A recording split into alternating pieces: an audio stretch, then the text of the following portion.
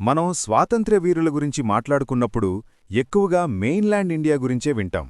కాని మన ఈశాన్య భారతం అంటే నార్త్ ఈస్ట్లో ఒక 13 ఏళ్ల అమ్మాయి బ్రిటిష్ వాళ్లకి చుక్కలు చూపించింది.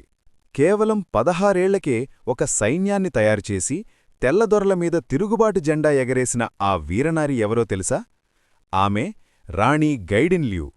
నెహ్రూగారే స్వయంగా ఈమెను కొండల రాణి అంటే క్వీన్ ఆఫ్ ద హిల్స్ అని పిలిచారు.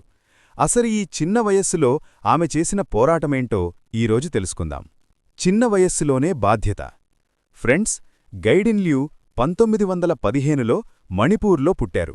ఆమెకి కేవలం 13 ఏళ్లున్నప్పుడే తన అన్నయ్య జడోనాంగ్ చేపట్టిన హెరాకా ఉద్యమంలో చేరారు.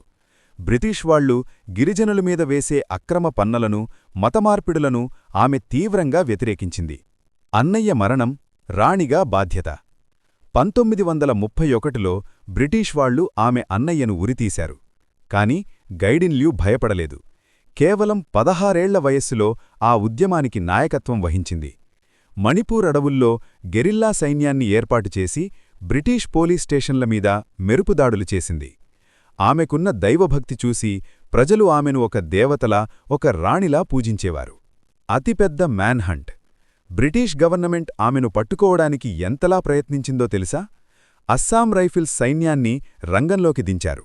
ఆమెను పట్టుకుంటే భారీ బహుమతులిస్తామని ప్రకటించారు. కాని అడవిబిడ్డలు ఎవ్వరూ కూడా రాణి గురించి సమాచారం ఇవ్వలేదు. చివరకు 1932లో ఒక ఊహించని దాడిలో బ్రిటిష్ వాళ్లు ఆమెను బందీగా పట్టుకున్నారు. గైడిన్ల్యూకి అప్పుడు కేవలం 17 ఏళ్లే. ఆమెకు యావజ్జీవ కారాగార శిక్ష వేశారు. అస్సాంలోని వేరువేరు జైళ్లలో ఆమెను 14 ఏళ్లపాటు బంధించారు. 1937లో జవహర్లాల్ నెహ్రూగారు జైలులో ఆమెను కలిసినప్పుడు ఆమె ధైర్యాన్ని చూసి అబ్బురపడి రాణి అనే బిరుదు ఇచ్చారు. 1947లో భారత్కు స్వాతంత్ర్యం వచ్చాకే ఆమె జైలు నుండి విడుదలయ్యారు. అంటే తన యవ్వనం మొత్తాన్ని దేశంకోసమే త్యాగం చేసిన గొప్ప వీరవనిత ఆమె.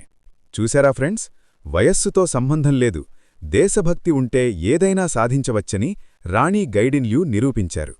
మన హిస్టరీ బుక్స్లో ఇలాంటి వాళ్ల గురించి ఎందుకు ఉండదో అర్థం కాదు.